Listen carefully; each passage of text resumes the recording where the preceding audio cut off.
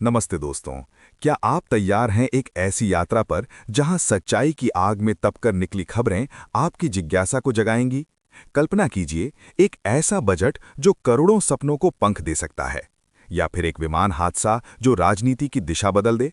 क्या मणिपुर की सड़कें अभी भी खून से लाल हैं?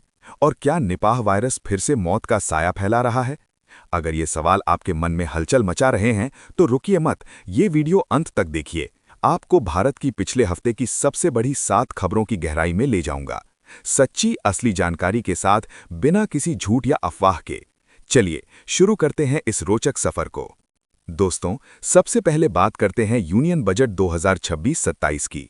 ये वो बजट है जो 1 फरवरी को वित्त मंत्री निर्मला सीतारमण ने संसद में पेश किया। क्या आप जानते हैं कि ये बजट कैसे आम आदमी की जेब को छूता है?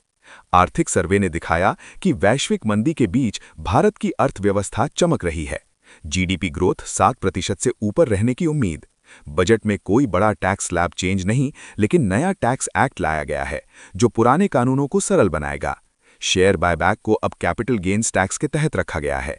मैन्युफैक्चरिंग पर जोर, 50 लाख करोड़ का निवेश। एआई और टेक में बड़ा पुश। क्या ये नौकरियां बढ़ाएगा? जीएसटी कलेक्शन रिकॉर्ड हाई पर पहुंचा, जो दिखाता है अर्थव्यवस्था की मजबूती। लेकिन सवाल यह है कि क्या ये बजट मिडिल क्लास को राहत देगा या अमीरों को फायदा? संसद में बहस गर्म रही। विपक्ष ने कहा यह चुनावी बजट है, जबकि सरकार ने इसे विकसित भारत का रोड मैप बताया। दोस्तों, कल्पना कीजिए एक फैक्ट्री वर्कर की कहानी जो अब एआई ट्रेनिंग से नई जॉब पा सकता है। ये बजट कैसे बदलेगा आपकी जिंदगी? आगे देखते रहिए। अब चलते हैं 26 जनवरी 2026 को मनाए गए 77वें गणतंत्र दिवस पर। कर्तव्य पथ पर वो भव्य परेड जो देश की ताकत और विविधता दिखाती है। क्या आपने देखा वो एयर शो जहां लड़ाकू विमानों ने आसमान को रंग दिया? इस बार चीफ गेस्ट थे यूरोपियन यूनियन के नेता उर्सुला वॉन डेर लेयन और एंटोनियो कोस्टा।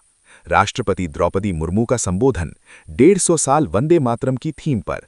मिलिट्री डिस्प्ले में ऑपरेशन सिंदूर के हथियार दिखाए गए जो सीमा पर हमारी ताकत बढ़ाते हैं। गैलेंट्री अवार्ड्स दिए गए और ग्लोबल लीडर्स से मैसेज आए, जैसे अमेरिकी राष्ट्रपति ट्रंप का। एक स्विस थिंक टैंक की रिपोर्ट ने आईएएफ की एयर सुपीरियॉरिटी की तारीफ की। लेकिन क्या ये सिर्फ शो है या असली प्रोग्रेस? परेड की तैयारी में महीनों की मेहनत, सांस्कृतिक झांकियां जो राज्यों की एकता दिखाती हैं। एक सैनिक की कहानी सोचिए जो बॉर्डर से आकर परेड में हिस्सा लेता है। क्या ये हमें देशभक्ति की याद दिलाता है? ये उत्सव कैसे जोड़ता है हमें? ये सवाल आपको सोचने पर मजबूर करेंगे। तीसरी खबर, भारत ईयू ट्रेड, सिक्योरिटी और मोबिलिटी पार्टनरशिप में प्रगति। क्या आप जानते हैं कि ये कैसे युवाओं के लिए दरवाजे खोल रही है? फ्री ट्रेड एग्रीमेंट पर बात आगे बढ़ी, डिफेंस पैक्ट साइन हुआ और मोबिलिटी फ्रेमवर्क जो स्टूडेंट्स और स्किल्ड वर्कर्स को यूरोप जाने का मौका देगा। उर्सुला वॉन डेर लेयन की विजिट में पीएम मोदी ने युवा अवसरों पर जोर दिया। टेक और साइंस में कोलैबोरेशन जैसे होराइजन यूरोप प्रोग्राम। आर्थिक फायदे, ट्रेड बढ़ेगा, जॉब्स आएंगी, लेकिन चुनौतियां भी हैं, जैसे ट्रेड बैरियर्स। एक स्टूडेंट की स्टोरी सोचिए जो अब यूरोप में पढ़ाई कर सकता है। क्या ये रिश्ता भारत को ग्लोबल पावर बनाएगा? डिप्लोमैट्स और बिजनेस लीडर्स के इंटरव्यूज से पता चलता है कि ये लंबे समय की साझेदारी है। क्या ईयू के साथ ये कदम चीन के प्रभाव को कम करेगा? ये जिज्ञासा आपको बांधे रखेगी। चौथी खबर, मणिपुर की जारी हिंसा और जातीय तनाव से। क्या ये आग कब बुझेगी? पिछले हफ्ते कांगपोकपी में घरों को आग लगाई गई, नागा ग्रुप के क्लेम और कुकीजो की ब्लॉकेड की धमकी। जातीय क्लैश जारी, सिक्योरिटी फोर्सेस तैनात। जड़ें ऐतिहासिक हैं, आदिवासी और मैतई कम्युनिटी के बीच विवाद। सरकार की कोशिशें पीस टॉक, लेकिन ग्राउंड पर हालात खराब। प्रभावित परिवारों की कहानियां दिल दहला देती हैं। घर उजड़ना, बच्चे डर में जीना। क्या केंद्र की इंटरवेंशन काम करेगी? रिपोर्ट्स कहती हैं कि हजारों विस्थापित हैं। एक पीड़ित की आवाज सुनिए, हम शांति चाहते हैं लेकिन न्याय भी। क्या यह तनाव पूरे नॉर्थ ईस्ट को प्रभावित करेगा? ये खबर हमें सोचने पर मजबूर करती है कि एकता कैसे बनाए रखें। पांचवी खबर, अजित पवार का प्लेन क्रैश और उससे जुड़े डेवलपमेंट्स। महाराष्ट्र के डिप्टी सीएम अजित पवार का बारामती में प्लेन क्रैश जो घातक साबित हुआ। क्या यह सिर्फ हादसा था या कुछ और? अंतिम संस्कार में हजारों लोग, कंडोलेंस मैसेजेस। राजनीतिक प्रभाव, एनसीपी में बदलाव, महाराष्ट्र पॉलिटिक्स में हलचल। एविएशन सेफ्टी पर सवाल, जांच चल रही है। प्रत्यक्षदर्शियों की कहानियां, धमाके की आवाज, बचाव प्रयास। परिवार का दर्द सोचिए। क्या ये क्रैश पॉलिटिकल लैंडस्केप बदलेगा? रिपोर्ट्स कहती हैं कि ये एक प्राइवेट प्लेन था और मौसम खराब था, लेकिन सच्चाई जांच से निकलेगी। ये घटना हमें याद दिलाती है कि जीवन कितना अनिश्चित है। छठी खबर, पश्चिम बंगाल में निपाह वायरस के केस। क्या ये महामारी का संकेत है? बारासात हॉस्पिटल में 2 confirmed case, health care workers. WHO को नोटिफाई किया गया, NIV पुणे से लैब कंफर्मेशन। जूनोटिक आउटब्रेक की चिंता, फल चमगादड़ से फैलता है।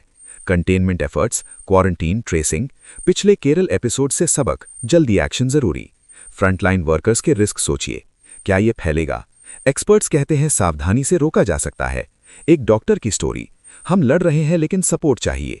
ये खबर हमें हेल्थ अवेयरनेस पर सोचने पर मजबूर करती है। आखिरी खबर, असम के कोकराझार और चिरांग में जातीय क्लैश और हिंसा। क्या नॉर्थ ईस्ट की शांति फिर खतरे में है?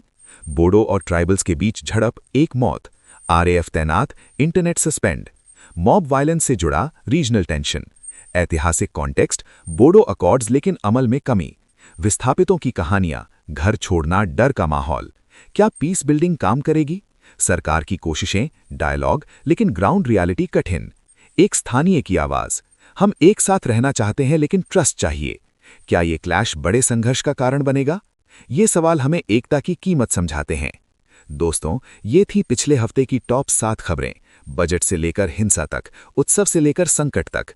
हर खबर में इंसानी कहानियां, चुनौतियां और उम्मीदें। क्या ये घटनाएं भारत को मजबूत बनाएंगी? आप क्या सोचते हैं? कमेंट्स में बताइए और चैनल सब्सक्राइब कीजिए ज्यादा ऐसी सच्ची रिपोर्ट्स के लिए।